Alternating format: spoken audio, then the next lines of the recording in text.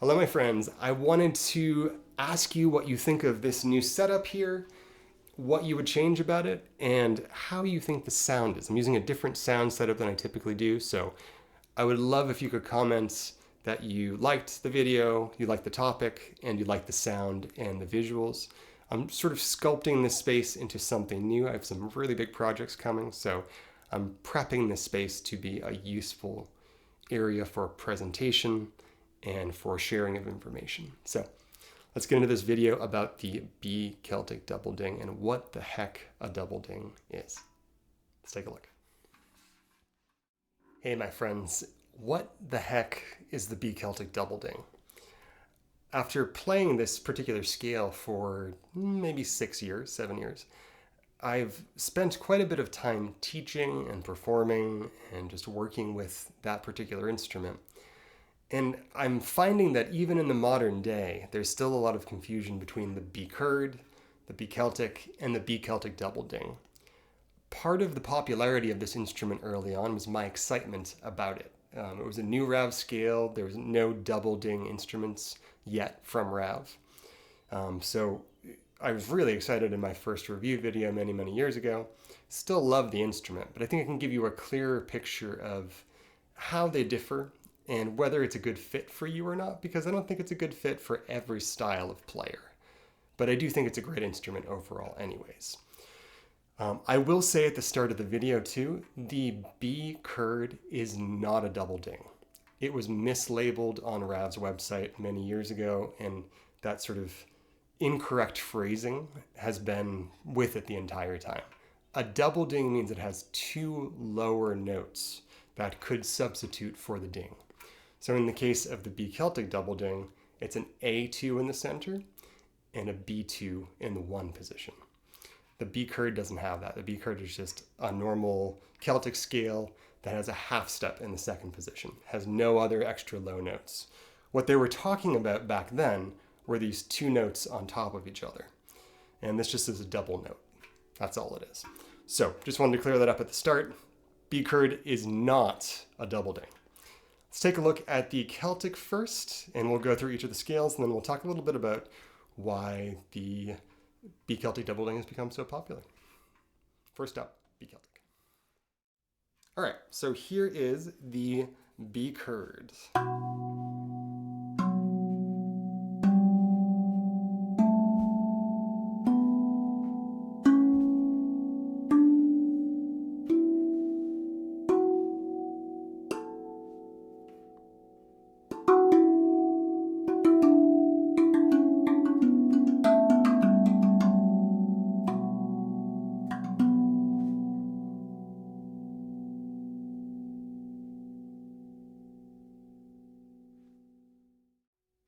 And here is the B Celtic.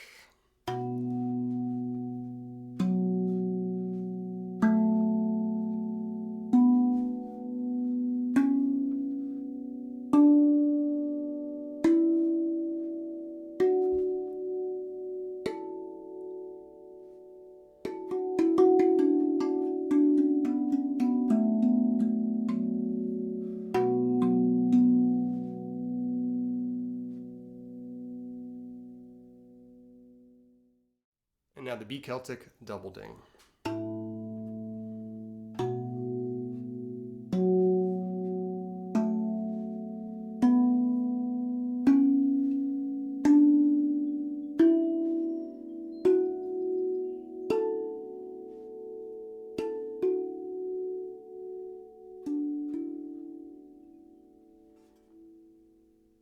And now the B Celtic Double Ding.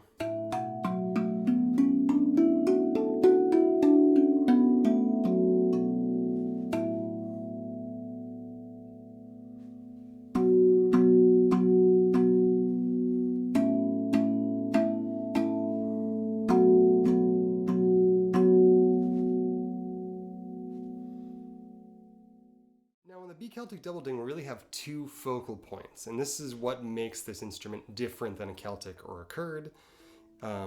We have an A in the center, which is correlated to sort of the home bass triad with the 3 and the 5.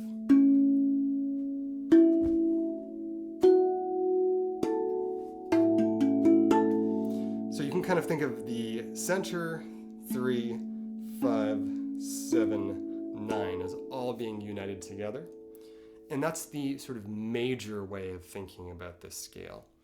If we were to play the A or the B on the bottom, the first position, all of a sudden we're going to ignore the center, and it sounds like a Celtic scale because it's a little more minor, it's starting lower down, and now our home base is really 1, 2, and 4. You might have noticed if you have a B Celtic Double Ding that none of the tutorials work for your scale, aside from some that I've done. And this is because the layout is completely different than every other scale. So I really recommend taking one-on-one lessons with me. And I also have tons of tutorials for this scale as well, but it's good to get some work with someone who actually is writing material and just not just making it up all the time, so you can start to organize your thinking, because it is different. Now, this scale is special, like I said, because we have the option of anchoring ourselves either on the center or on the 1 and having a different feel. So if I'm using the center,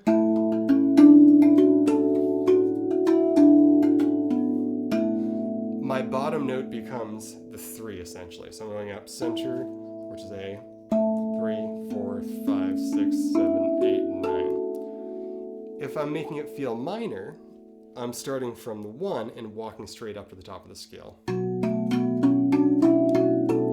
And you could imagine it's just a normal B Celtic. Now, the thing that makes this scale a little trickier is that everything is pushed up, kind of like a Kurd. The Kurd has an extra note in this position. It has an F sharp in the 1 position and a G in this position. The double ding doesn't have that. It has the 1 that's been smushed to the 2, and the B from the center has been brought down to the 1. And this basically means that all of the tabs that you look at are going to be different, and it's okay. But if you're struggling with this scale, it's because most tabs are not written for this instrument. Even if I were to teach one of my typical movements, I would have to adapt it for this because I have to accommodate the fact that there's 2 low notes here. Next up, let's take a closer look at the Kurd. Okay, so on the Kurd, we have the same scale as the B Celtic Double Ding, except we have 1 note that's not there. It's a G. And this note, the G, is what makes the Kurd sound like a Kurd scale. It has a little more minor. It's more like a traditional minor, B minor, F sharp minor scale.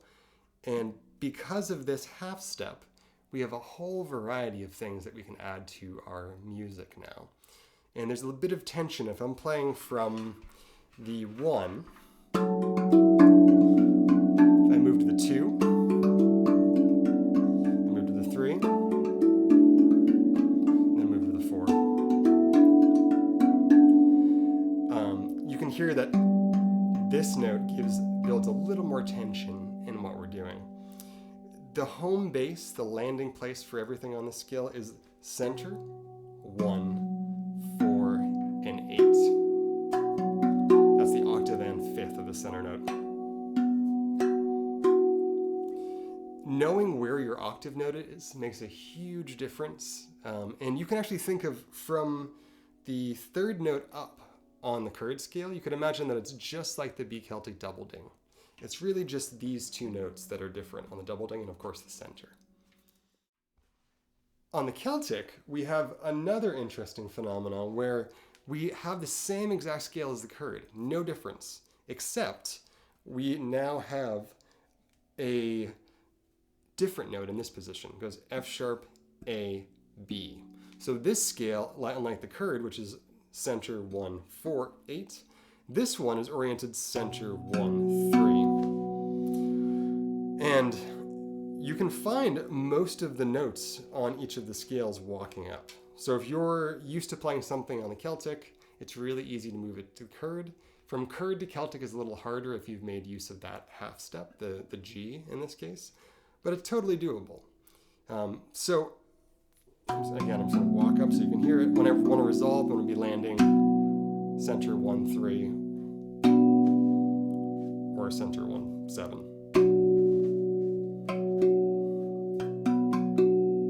And this one again is octave as well. All right, So I want to give you an example of the same piece played on all of these scales. I'm going to avoid the second note on the Kurd in order to be able to transmit this from one scale to another. And I'm also going to put the tab up on the screen for each of these songs. I'm not going to play the entire piece, but I'm going to give you just a little flavor of what each of them sounds like. So this is the first one. This is called Rubris. It was on my first album way back in the day called Lux Natura.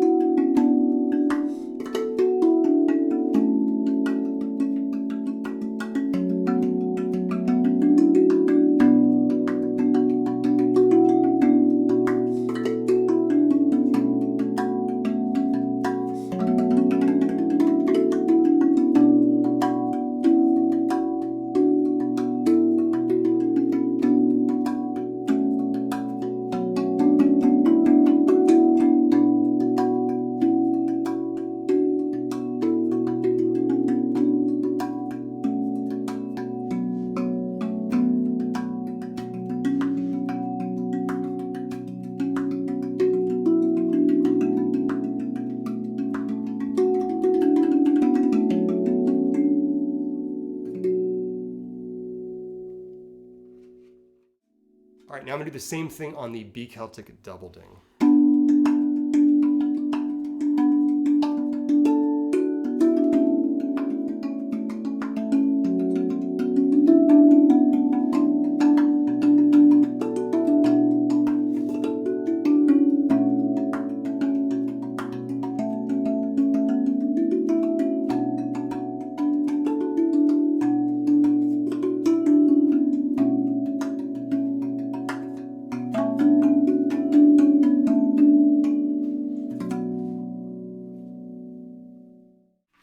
So why am I taking the time to show you all of this? It's primarily because people are still confused about which one to choose. The double ding is only offering you, and I'm going to put a little image here, an extra low A. The Celtic scale already has an A in the second position. So the second note, if you're counting from the bottom note up, that's already an A on a normal Celtic scale. On the B Celtic Double Ding, you have a lower version of that same A, and you shift everything up a note, kind of like a Kurd, but minus the extra note. The Kurd has a different note than the Celtic, but other than that, it's exactly the same. Because of the half step in the Kurd, you have a little more variety, and it poses a challenge to some people. But I think if I were to choose one scale between the three, for me as a writer and a professional musician, I would choose the Kurd simply because it's a little more dynamic and complicated to play, if you want to play it that way. And it gives you more opportunity to write material.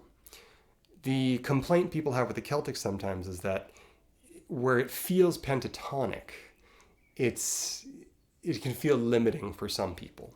I don't feel this way, but I hear this from students and from other professional musicians. So oftentimes the double ding is thought of as a better alternative to the normal Celtic. And I would say if you're into yoga and meditation and slower playing and you really want low notes to be a feature of your music, the double ding is a great fit. And I think that you will enjoy it. If you connect with the scale, that's a great fit as well. But if you're looking for an instrument that's going to fill the gap with an extra note, it's going to make your playing more diverse. The Kurd would be my choice for diversity, simply because it actually has a different note. The double ding and the normal Celtic have the same notes. There's no new note. You just get an extra A, but there's already an A in the Celtic scale. So I hope that was clear. And if you're interested in one-on-one song-based lessons on all of these scales, every single Rav scale and pretty much every single Handpan scale, I teach people from all over the world, not what to play, but how to play and how to start sounding like themselves. The sort of true test of yourself as a player isn't whether you can sound like me, or you could sound like Walter Martin, or you could sound like Nadeshana. It's how do you take the information that you've gathered and put it out into the world using your voice. And it takes a little while to develop a voice, but you have it there as a player.